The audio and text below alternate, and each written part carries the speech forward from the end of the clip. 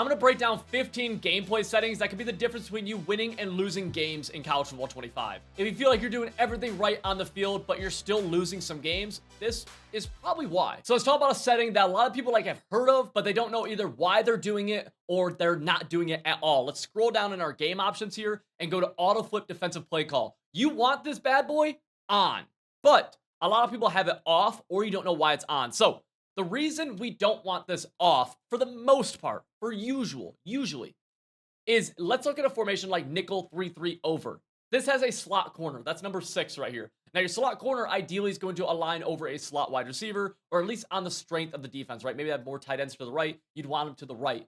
Well, right here, because we have auto flip defensive play call off, we have the strength of our defense, which is the slot corner. He's always going to be on the left side. So in this case, right, we have a misalignment to the right. We don't have as many people on the right pre-snap, meaning it's easier to attack that right side because we just have numbers over there, right? Let's count how many defenders we have. 1, 2, 3, 4, 5. Well, we have, how many blockers do we have? We have 1, 2, 3, 4, 5. So that's 5 on 5 right there, right? Which is really good for the offense. Whereas let's flip this play. Let's go extra square right trigger. This is how auto flip would usually align if we had it on. Now let's count defenders on the right side. We have 1, 2, 3, 4, 5, 6. Okay? That's going to help us actually get another hat pre-snap. Now, that doesn't guarantee you're going to play great run defense, especially against someone like Genty. But what that will do is you're setting yourself up for more success. And that's what we want to do. We want to set ourselves up for success. Big thing, remember, we want to go into our options. Have this set to on. Auto flip defensive play call. The only other one place you could do this is right here in the play call screen. Click the right stick in like a button. And right here, you can see auto flip defensive play call. You can turn that on here as well. Never really want it off. If you've gotten any value from this video so far, consider doing me a massive favor and hitting the subscribe button. It helps me out a ton. We're so close to 90,000 subscribers. And if everybody who saw this just hit the subscribe button, we'd get there. And again, only do it if I've actually helped you. But if I have, you'd be helping me a ton. Not a lot of people know about this setting, but it might be pretty helpful to some of you. Look at my icons right here. I'm talking about X, Y, RB, A, and B. Okay? Take a look at them. Good. I'm just going to snap the ball here real fast. And then we're just going to throw it. We'll throw B. Cool. Nice little dot right there. Good job, Quinn. Let's hit the pause button and go into our options. And then let's scroll down to accessibility. Right here, there's a pretty cool one called Enlarge On-Field Graphics. And if we turn this on, I've seen this actually help a lot of people with passing the ball because look how big these icons are. Like, it's very, we don't have to do a comparison. We can just see, like, these are massive. And the thing is, like, this happens all the way throughout the pass. So I have seen people who have talked about them having issues passing use this, and this helps them. It's not something, it's honestly not something I actively use, but it might be pretty helpful. It'd be something, if you have issues seeing the icons or if you have issues passing or something, consider trying this because I don't know, it's cool. Maybe you just like it better. Maybe you hate it. I don't know, but it's at the very least kind of cool. Quinn, can we throw a dot, please? That's really my offensive line getting me screamed at. Right here, one dot, little green bean, boom. Enlarge on-field graphics. Pretty cool. This one, we'd have to set up every single game. It's inside of our coaching adjustments, but this will be a difference maker for you, I promise. What we want to do here when we're on defense is simply to start every game, click the right stick in. Now, let's scroll down to our option defense read key, and I want to put this on conservative. No doubt in my mind it is conservative every single time. And the reason for this is that if you've ever played somebody who runs the read option, what do they want to do? Do they want to hand the ball off? No. They want to keep it. That's where the big plays usually come from, right? They want to keep the ball. And by putting our stuff on conservative, we are going to just stand up and squeeze that end right there where he's not ever going to let up the QB. This is massive. Now, what can we do around this? Because you're saying, well, Civil, they're giving up the inside out. We're at the handoff, right? Okay, well, this is where the rest of our defense comes in. We have one guy. In this case, it's always the end on the halfback side, the first guy outside the tackle. He is on QB duty, essentially. Everybody else is on handoff duty. So we do this, they hand off. Well, guess what? My user's right there, and they can't keep it, right? Easy run defense right here is what looks like this exactly. User the linebacker on the halfback side. You can pinch your defensive line. They go for this handoff. You can't do that. Boom, we're there. Now we're able to either force them outside, shoot the gap, whatever. Option defense set to conservative will win you a lot of games just because it prevents random big plays from happening when they unexpectedly hit you with the read option. Super annoying. Don't let them do it. So if you watch my videos, you'll see that I'm able to see what assignment each individual player is on at any given moment. And the way we're able to do this without showing all of our play art is actually pretty simple. Keep in mind, this works on defense as well. Notice right here, I can see the hook curl, seam flat, deep middle blue, or deep outside blue, I should say. Seam flat, whatever. The way we have to do this is actually go into our main menu. You can't do this from coaching adjustments. You can't do it from a setting inside of practice mode or an actual game. We'll go into the main menu here. Let's scroll all the way over to settings. Let's click on game settings right here. And we're gonna have to scroll down a little bit to find something called controlled player art. This always shows the user controlled players play art when in pre-play. You want that flipped to on. It doesn't make a huge actual difference on the field for like whether or not how good you're playing, but I do like it. It's something that I use all the time. So let's get into some passing mechanics right here. Let's pause the game, go into our options, go into settings, and if we scroll down just a bit, you'll see passing mechanics. First, I want to talk about passing type, and the two I really want to mention are revamp passing and then placement and accuracy. Classic, I think classic is just phasing out. It doesn't give you any advantages. I think stay away from classic. And then placement is just a worse version of placement and accuracy. So first, let's deep dive revamp passing. I'm going to tell you which one I like at the end here as well. So revamp passing, when we go to throw the ball here, you're going to see this kind of giant meter fill up over top the head of the wide receiver. And you can get different throw powers based on how much you fill up that meter. Now, with certain throws or quarterbacks, at the very end of that meter, you might see a little red sliver. That will be, if you fill that up, that's not a good pass. But if we get that, pretty filled, it's going to be more of a bullet pass.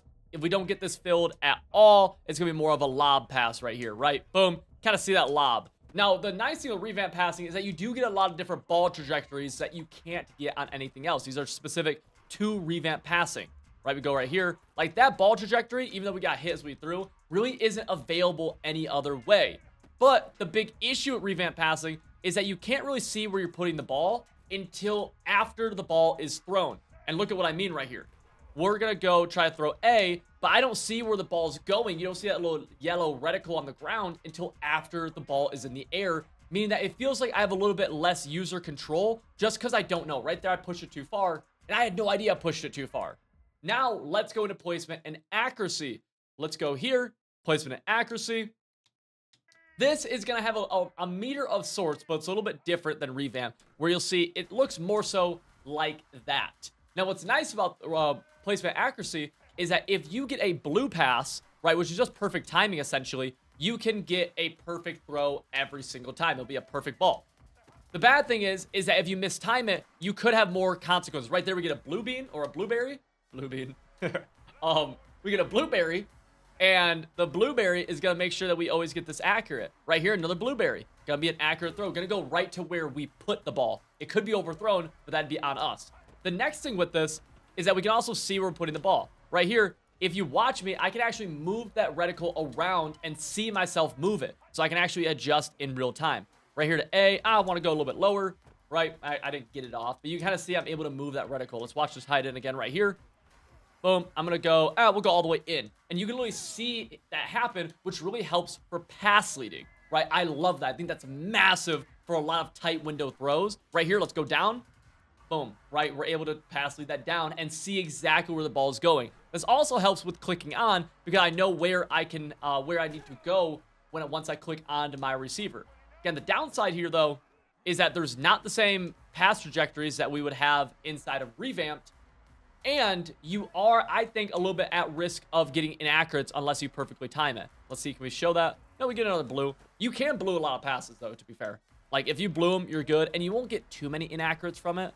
In my experience, but you definitely could. Right there's a green. So the green meant it went into an area where it could have been inaccurate, but his ratings did like a ratings override and we still got it pretty accurate. So with that being said, my favorite right now is placement accuracy. This has changed from the beginning of the year. I think they kind of tuned this in a patch where placement accuracy, I think, is better than revamped. I will say, though, if you have issue with placement accuracy, I don't think you're wrong for using Revamp. They are a little bit different and each take a little bit of time to get used to. So if you're trying to switch today to one or the other, make sure you give yourself a couple of games and just spend, 5 minutes in practice mode just throwing passes so you get an idea of how you have to release it, because the releases are going to be a little bit different. Also, one other small thing, I think, and this is probably placebo, but I think the ball travels faster on placement and accuracy, or at least it feels like it. One tick down from passing type is passing slowdown. Let's use this and let's go to max. Something to keep in mind for this is that this does not work in online games. Passing slowdown doesn't. This is only for offline. Now right here, you can kind of see what this is. This slows the game down, literally puts the game in slow motion, and it allows you to adjust your throws a little bit more, right? Right here, we're able to kind of push it. It lets you get better accuracy. It just slows everything down, right? So if you're somebody who has issues with things going too fast, this might be for you, because then you can kind of get that blueberry kind of area, especially with the placement and accuracy, which in this case would be this little like green window, and we're trying to force that ball in there. Again, this just slows it down. I don't use this. I just don't play offline too much, but if you were somebody who plays offline, definitely if you wanted to, you could put it at slight. I probably wouldn't go max. I mean, it's really up to you, whatever you feel comfortable with. Typically, though, I would recommend just going off if you play online at all, because you just can't use this online. Pass rate increase, I like this set to none, but to kind of see what this does, we'll go to large right here. This essentially changes how far you can actually pass lead. So an example of this would be, let's try to throw B right here, and you'll see we just pass lead him all the way out of bounds. I put that bad boy on max, or whatever the deepest or biggest distance is. You can see this could not happen on none. We're just launching the ball too far. This could be nice. The advantage you get here is that with this extra range, like if you're on slight or something, you could put it on the very edge of his catch bubble, and imagine him getting a diving catch right there. You couldn't do that on pass lead increase to none. But the issue I see with this is that it's very hard to feather this, right? And it just leads to a lot of overthrows. We can show this on slight next. Let's go small. I'm sorry, pass lead increase is small. And with this, you'll see it's just a little bit of an increase. Not as far, and we're able to get outside that zone just a little bit. Still an overthrow. I see, for me, sometimes being honest with you guys, I feel like it can be kind of inconsistent with like how different some of the pass leads are. That's why I just like it set to none. I don't really have any issues with it set to none at all, but it's definitely something that if you have issues with pass leading, like right there's a good example of just like perfectly call in stride ball. If you have issues with pass leading ever, this might be something just to mess with. I would say, like right here, oh, we pushed it too far though. That's why I don't, like, that's why my setting's to none. I feel like you actually don't need this stuff. But in other years, you have. Oh my gosh, fight, fight, fight. Wow, Jalen Milroe just broke 3 sacks and eventually got taken down by 2 men. But well done, Jalen. Well done. Let's go, boom. See, it's just, it still goes a little bit too far, even on slight. And so in my opinion, if it's gonna do that, I might as well just have this set to pass lead increase none, where in this case, we can pass lead it and not worry about it being overthrown. Yet still catch the ball in stride, typically. You can kind of see that. Here's a pretty good example of that right there, but that one slightly behind him. So a little bit of give and take between these. Go here again. Like this is a good example of like, that's a pretty good ball. That's just not as far in front of him as it technically could be, which in certain situations could be an interception, right? So a little bit of give and take. I like this set to none. Reticle speed allows you to get to where you want to pass lead the ball to faster. So let me show you what this will look like with reticle speed to 20. Now I'll go pass lead increase set to large. You'll kind of see, this will be an extreme example, but you'll see what we're getting at here. Let's go here, bang, and yeah. Because we're at large, it lets us go wherever we want with the pass lead distance, and the 20 speed lets me put it wherever I want. This isn't very practical. But this is a little bit more practical, and if you want to see kind of a funny one, go right here.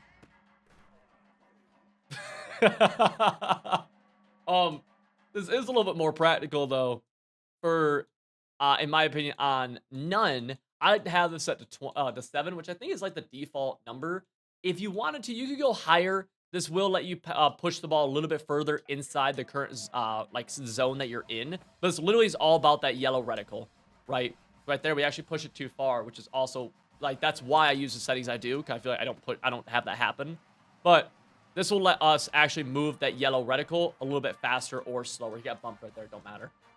right? So let's go here again. We're at 7. I'm gonna go boom, all the way in. A little inaccurate. Nice catch. But now let's set this to 1, and you'll kind of see the difference here. Let's go reticle speed to 1, but let's go increase to large. And you'll see it actually doesn't even matter that we're on large because of how slow this bad boy moves. Right, bang. Like, it moves pretty slow. Like, it did matter some, but it's not nearly as crazy as when it was to 20 to 20. It's just that yellow reticle, how fast he moves. Boom. Right, it's not nearly as crazy. Almost a perfectly placed, like, arms reached out type ball. But it's not something I really care about messing with. I think this right here for these core 4 are really, like, this is what you want. So reticle visibility and meter visibility, you both want these user only. It's really as simple as that. I don't even know what visible means. Just user only. Hidden, the issue with hidden is that you literally just won't see the passing reticle or your, like, passing meter, which you obviously just don't want. Like, you want to see those things. So user only is just what you want right here for these two. Deep dive of the offensive coaching adjustments here. What we want to do is click the right stick in, bring up our coach adjustments, and the only one I'll really mess with is actually going to be ball carrier. I'll give you 2 different use cases for this. When it comes to tempo adjustment, normal is the most basic of basic, right? You're just going to go to the huddle each and every play. You never really want to use turbo. This really limits you on offense and doesn't give you much of an advantage, honestly. No huddle will be a very, like, Tennessee-style offense where you're always getting to the line of scrimmage. You can make your audibles there. This is pretty good if you want to run a high-tempo style of offense, and it's good against beating blitzes because a lot of times the defense can't set up fast enough, so keep that in mind. Chew clock, just going to run the clock automatically, right? It's going to run the play clock down to about 10 seconds before each play. I never mess with deep or intermediate pass catching. Blocking, though, on the other hand, never, ever mess with. Some people will go aggressive here on, like, a 4th and 1, and it makes sense. I get it.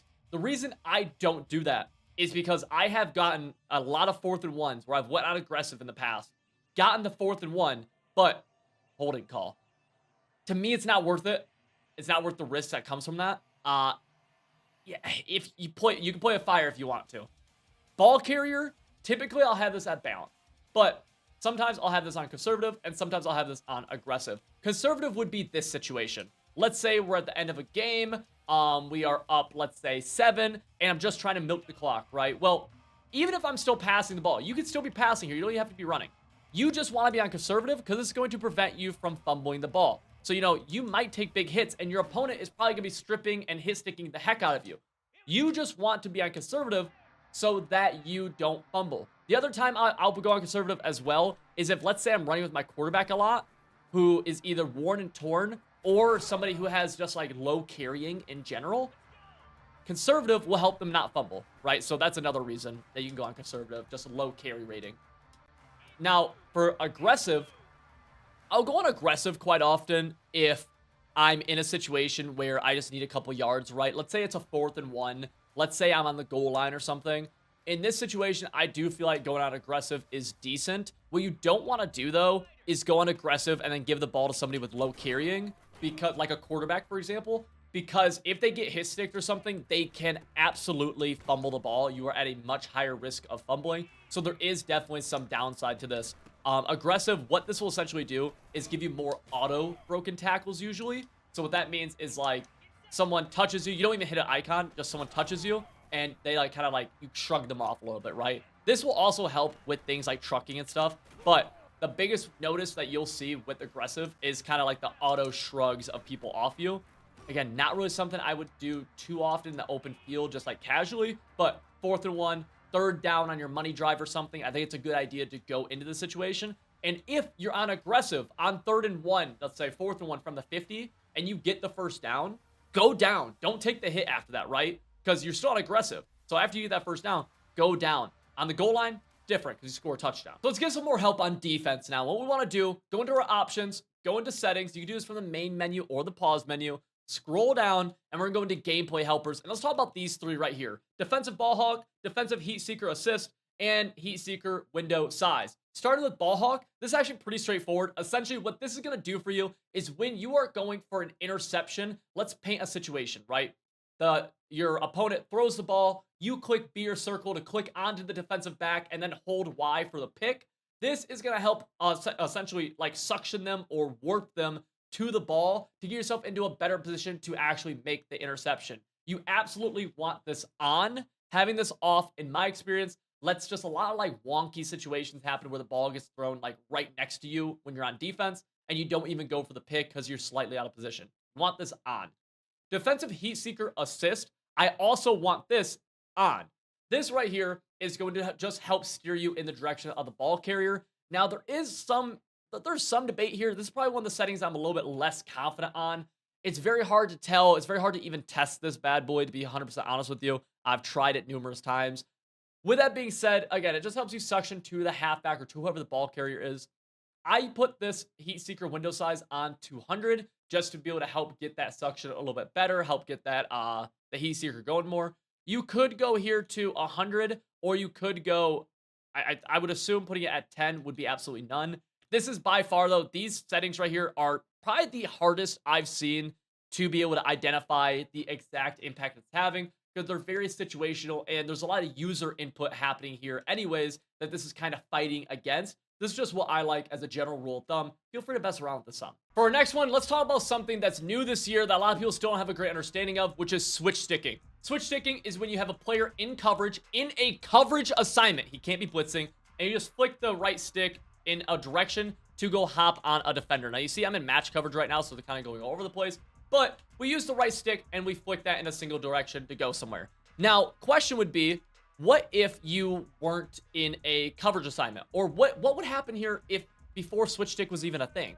What happened if you were in a coverage assignment and switch stick wasn't a thing and you used the right stick? What would you do? You would hit stick, right? And the reason I'm saying this is actually pretty important. Let's go into our settings here, because this is like a very bad thing that a lot of people do, is they'll just go here and they'll turn switch stick delay. They'll go here and put it at disable switch stick. And the reason you don't want to do this is because this just totally removes it. And instead, you're just hit sticking. You don't want to hit. Why would you ever want to hit stick? You're not losing anything by having the switch stick delay set to something. What you can't do is just have it at nothing, because you'll just hit, like, you're not losing anything here, right? You're not losing anything by having it on. If you have it off, you are losing a lot. You're losing the ability to switch players to other players in coverage. So what I recommend you have it set to is slight, okay? The reason for this is if the switch stick delay literally only talks about at the snap, okay? So let's go to moderate right here. And I'm going to try switch sticking right at the snap. Ball snap. I can't switch stick yet. You see me actually, you literally watch me hit stick, because the switch stick wasn't turned on yet because it was at moderate. So it's off to begin the play. This is not off during the play, okay? Switch stick moderate does not affect during the play after the initial first second or so. This makes sure, basically, that if you're making an adjustment at the snap, you don't accidentally get switch stick to a random guy, okay? It was a quality of life thing that EA added in for us, which actually big shout out to them, because this was not in the game at launch. The reason I like slight is because I feel like that gives you enough of a buffer. None. The reason I don't like none is, let's say I'm trying to make an adjustment last second. Well, immediately I switch stick, right? And I didn't want that. I wanted to make an adjustment with the right stick. So none, I don't think it's necessary. Slight, I think, is the perfect little like, it's a perfect bowl of soup, right? Slight's a perfect bowl of soup. You make an adjustment last second, you won't switch stick, and you can then immediately start switch sticking pretty much a half second after the ball is snapped. But keep in mind, for all of these, you can switch stick during the snap all the same. This is only about pre-snap. Switch stick, by the way, all right stick. Your user has to be in a coverage assignment. We try to switch stick with this guy. Can't do it. Why? He's blitzing. Okay, you just can't switch stick with a blitzer. So if that's what's happening, you are in a blitz assignment. I see comments sometimes the switch stick's not working for you. Either you have it off or your user is in a blitzing assignment. Because I'll tell you this, I've played thousands of games at this point. Switch stick works pretty well. The other one to note along with this is I have defensive switch assist set to on. I'll be so honest with you. I've had this off and I've had it on. I've noticed literally no difference. I've noticed no difference, but I like it to be on. Hopefully that's helpful. Speed options, very, very annoying to defend against. They can rip off massive plays. We talked about the read option key earlier, but now on defense, let's talk about the pitch option key. So again, We're on defense right here. Click the right stick in. Let me go select the speed option, play really fast right here. Cool. What we want to do here, go down, read option, key, conservative, pitch key, aggressive. Why? We want to focus on the pitch on the option. The reason for this is that in my experience, typically, the QB is the lesser of the two evils, essentially. And so what we want to do here is just make sure they play this halfback, and so they have to keep it with the QB, right? It's simple as that. Their QB starts taking a hit, he's going to get worn and torn very, very fast. That's also part of this strategy where we're going to tire the QB out. A lot of people just don't have two QBs who can run this effectively. If they do, then we'll tire them both out. But you see right there, we're going to pitch it. He's just going to make that play. Very, very simple. Pitch key aggressive. I will say there's a little bug in this game where, like, if you wait super long, yeah. If you wait super long, you can still get that pitch and the guy dumps out. The issue with that, though, is that if they consistently wait that long, they're really playing with fire because you could fumble this pitch if you get hit.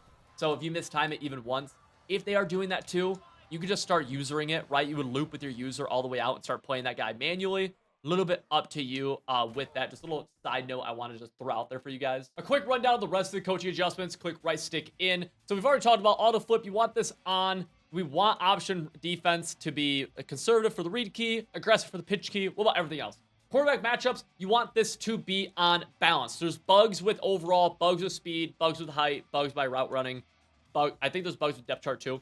Just put it at balance. It's not going to make a big difference. Like, these would really only matter if you're running, like, predominantly man, and even, like, if you are, then maybe, but I just leave this at balance. I don't mess with it. Defensive motion response, I've actually seen this be, like, a little bit weird. I leave it at default because I haven't seen disabled be consistent. Disabled is supposed to not realign in response to offensive motion, but if we can test it really fast.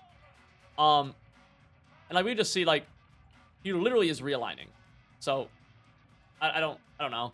I think that's just like a bugged one. So we're just going to leave that at default. So on, balance, default, conservative, aggressive, strip ball.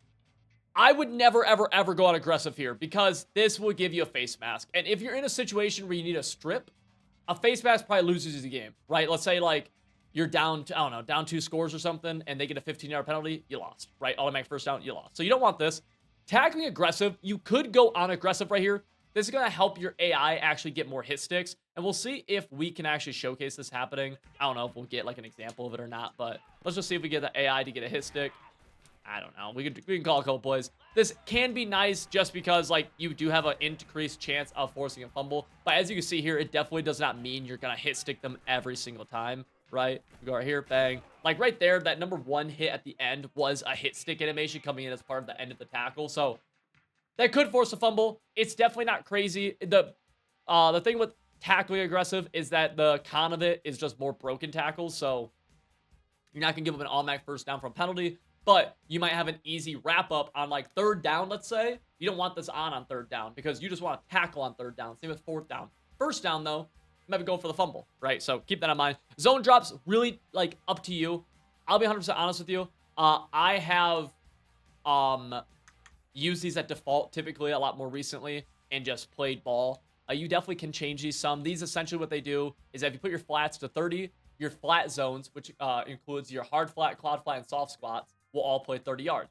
Curl flats will be curl flat, quarter flat, and seam flats. They'll play 5 yards in this case deep. That's how deep they play. Hook curls, right? You get the idea. Hook curl, 3 rec, middle read, vert hook, all at 10 yards in this case. Right, so it's kind of up to you a little bit. This could be nice for defending corner routes. This could be nice for defending post routes, but it all is a little bit discretionary. I usually start out most games just by coming out in default, calling something like a cover 3, and then shading my coverage underneath with wire triangle down the right stick. I like to have a cover 2 shell, by the way.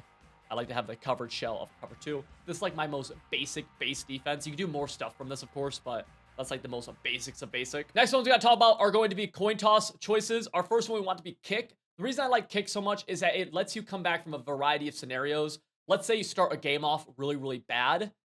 You get ball at half if you kicked first, meaning that, well, you might be down 21 points, but if you get ball at half, score a touchdown, you're down 14, get a stop, score a touchdown, you're only down 7, you got a ball game, right? You also have the situation where you dominate the first half, you go into half up 14 points, you get ball at half, you get 3 and milk the clock that first drive, you win the game, right? So this helps you a lot if you dominate early, and if you get screwed or you just play like an idiot early, get down a bunch early. Coin toss, second choice being against win. Reason for this is that if you don't win the coin toss, at the very least in the fourth quarter, if you are going to kick a game-winning field goal, you'll have the wind pushing forward with you, letting your field goal travel farther, meaning you can just kick a longer field goal. So kick against win, these are massive difference maker, I'm telling you. Getting ball first and then getting blown out early, right? Let's say you throw a quick pick, you are in a bad spot. But you get ball at half in this situation with kick, you can fight for a long time. If you got value from this video and you want to deep dive entire offensive and defensive strategies that will help you win more games, you need to go to the link at the top of my description, civil.gg, and join my membership. We have over 1,000 active members with 96% saying that they have won more games since joining. You use code CIVIL30 and get a cool 30% off your first month of a membership right now.